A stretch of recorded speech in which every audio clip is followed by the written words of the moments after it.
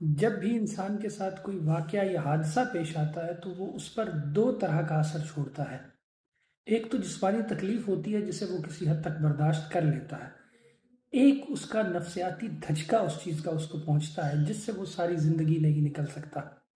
یہ غزہ کے بچوں کی تصویریں ہیں، اور جس ٹراما سے، جس صدمے سے یہ گزر رہے ہیں، جسمانی تکلیف تو یہ برداشت کر لیں گے، وقت کے ساتھ ساتھ شاید بھول بھی جائیں، لیکن اس چیز کا جو نفسیاتی اثر ان کی شخصیت پر پڑے گا وہ ساری زندگی اس سے نہیں گزر سکتے۔ اگر وہ ابھی 10 سال کے، 15 سال کے ہیں تو وہ 70-80 سال کی عمر تک اگر جئیں تو وہ اس صدمے سے نکل نہیں سکتے۔ اس کا کوئی علاج بھی جدید سائنس میں نہیں ہے۔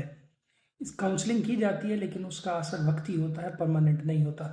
اس طرح کے کئی حادثات ہمارے ارد گرد لوگوں کے ساتھ پیش آئے ہیں جو اس معاشرے کا حصہ ہیں۔ دیکھنے میں وہ خوش ہیں، صحت مند آپ کو نظر آتے ہیں، لیکن وہ اندر سے کسی نہ کسی صدمے کا شکار ہے۔ ایسے شخص، ایسے لوگ نہ تو اچھے باپ بن پاتے ہیں، نہ اچھی ماں بن پاتے ہیں، نہ ایک کارآمد رکن معاشرے کا بن سکتے ہیں۔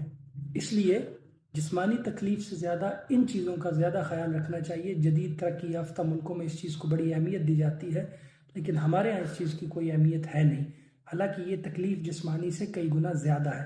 اپنے ارد گرد کے لوگوں کا خیال رکھیں اور انہیں کہیں کہ آپ کا بھی خیال رکھیں۔ یہ دونوں طرف سے ہوگا تو یہ مسئلہ حل ہوگا۔ اللہ غزہ کے بچوں کی حفاظت کرے۔ اللہ حافظ۔